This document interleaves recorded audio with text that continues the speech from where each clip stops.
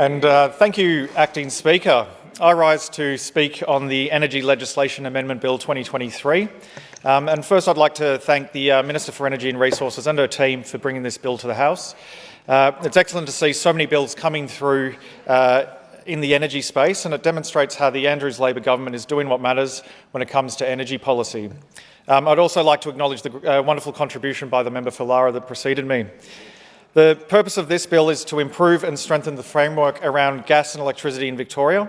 This bill seeks to amend the National Gas Victoria Act 2008 and the National Electricity Victoria Act 2005. Acting Speaker, this bill can essentially be broken down into three parts. The first is to add decision-making criteria to Victoria's legislation in the event that the Minister for Energy triggers the Retailer Reliability Obligation, known as the RRO. To fully understand the necessity of the RRO, it is important to recognise the context in which this operates. Victoria's energy and electricity system is undergoing a rapid change.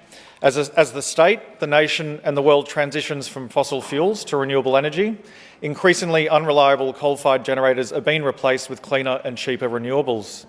Smaller yet necessary measures ensure that the right regulations are in place to improve reliability. One such measure is the RRO. In its annual electricity statement of opportunities, the Australian Energy Market Operator publishes a long-term outlook. This forecasts electricity reliability in the national energy market. However, if reliability gap remains 3 years and 3 months out, the RRO can be triggered. This safety mechanism will act as an additional insurance policy to ensure that the amount of contracted power generation equals the forecast demand well ahead of time. This bill adds additional safeguards to existing Victorian legislation to provide assurances that any triggering of the RRO is justified.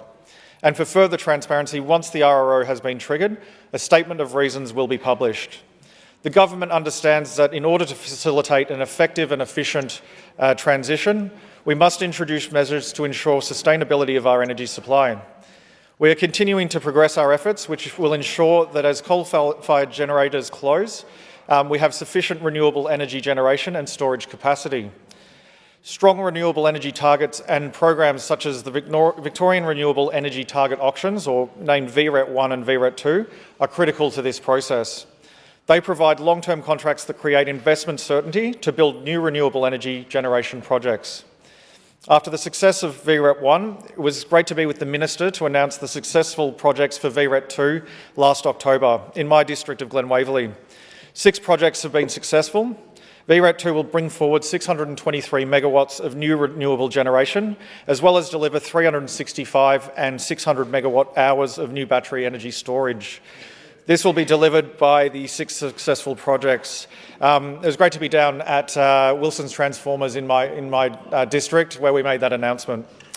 The successful projects are the Derby Solar Project, the Fraser Solar Farm, the Fulham Solar Farm and DC coupled battery, Glenrowan Solar Farm and the Horsham Solar Farm and the Kiamal Solar Farm.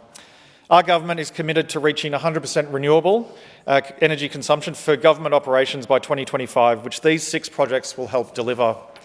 VRET 2 is a vital step in Victoria meeting legislative renewable energy targets of 40% by 2025 and 50% by 2030. It will continue to place downward pressure on electricity prices, which will be a relief for all Victorians. Furthermore, our $1.3 billion Solar Homes program has already helped more than 200,000 Victorians receive a solar rebate. By switching to solar, Victorians can save over $1,000 every year on their energy bills. By incentivising Victorians to make the switch to solar, we are facilitating a smoother transition to clean and renewable energy. As of March this year, at least 3,375 households in my electorate have applied for the Solar Homes program.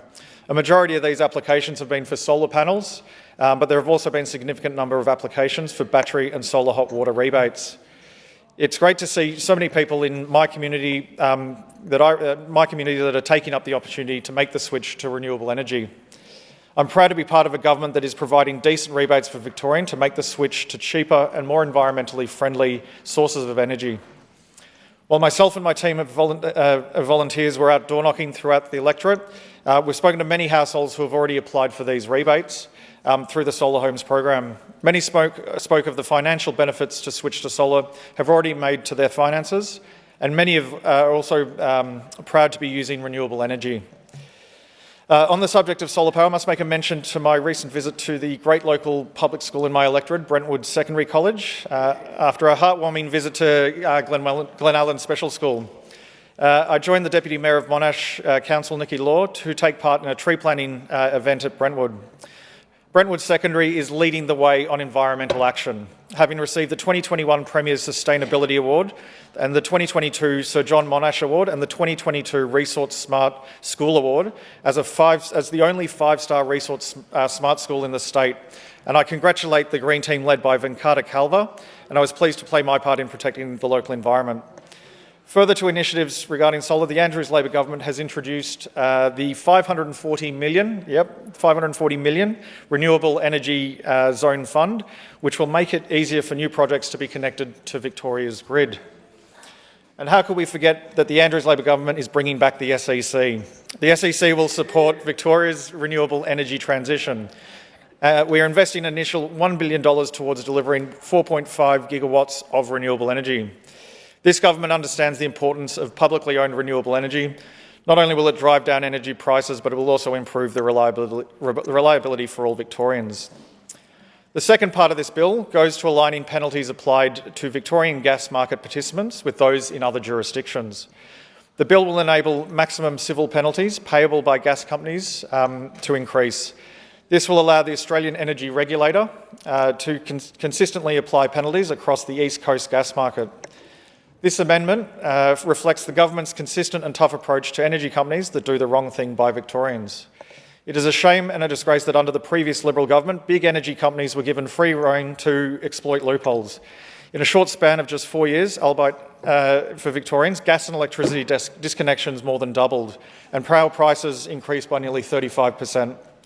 We cannot accept a situation in which the most vulnerable Victorians are left without access to electricity and heating. That is why these measures are appropriate incentive for power companies to act appropriately. It is under our watch that the number of disconnections have halved, and we've supported all, but most specifically the most vulnerable Victorians, with not one or two, but 4 rounds of the power saving bonus. As of July 25th, at least 11,967 households in my electorate of Glen Waverley have applied for the latest round of the power saving bonus. That's almost $3 million worth of cost of living support to people in my electorate, which I'm sure is something that my constituents appreciate. We've helped hundreds of constituents in the community apply for the bonus, especially those who struggle with submitting an application online themselves. As an office, we've run several power saving bonus application sessions across the electorate, including at Highvale Retirement Village, AVO Oak Tree Hill, and the Australian Unity Victorian Grade Retirement Community.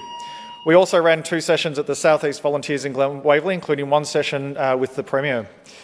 The current round is open until 31st of August, so to all my constituents, make sure you get your application in if you haven't done so already.